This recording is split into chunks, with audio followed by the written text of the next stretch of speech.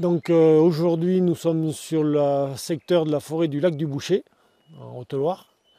Nous allons parler du projet Goodman en faveur de la chouette de Teignmalm.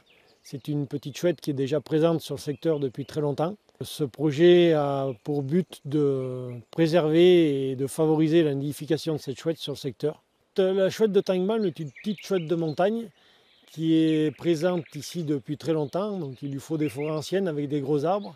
Elle est notamment inféodée au pic noir. Elle va se reproduire dans les loges de pic noir. Et la chouette de Teignmalm est une petite chouette qui vit essentiellement la nuit.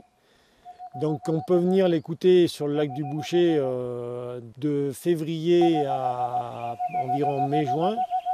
Donc le mâle va chanter pour appeler la femelle. Donc ce projet de préservation de la petite chouette consiste en 3 points. Donc d'abord la plantation des hêtres, qui sont les arbres les plus favorables dans le futur pour accueillir les loges de pic noir et la nidification de la petite chouette. Donc on a planté 1550 hêtres sur environ un peu plus d'1,5 hectare pour avoir des arbres qui seront bien élagués dans le futur. Cette plantation est proche d'un îlot de sénescence qui sera favorable par rapport à la tranquillité dans le futur pour la petite chouette. Le deuxième point, c'est la pose de nichoirs artificiels dans les hêtres qui sont des arbres favorables. Donc avec ces nichoirs, on a essayé d'imiter la loge du pic noir avec donc des nichoirs artificiels à bascule pour éviter la prédation de la martre. Donc on a élagué des arbres pour empêcher la martre de grimper, étant donné que la martre est le principal prédateur de la petite chouette. Donc la troisième partie du projet est la création d'un parcours touristique, ludique, avec différents ateliers.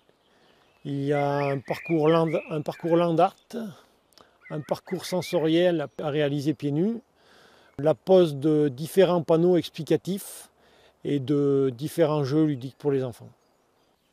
Donc au niveau du lac du Boucher, qui est un site naturel classé, aujourd'hui les élus s'attachent à préserver la qualité du site tout en favorisant l'accueil de touristes. La protection de l'environnement et des espèces qui s'y trouvent sont complémentaires aux actions qu'on mène déjà sur la qualité de l'eau, la baignade et la préservation du site forestier.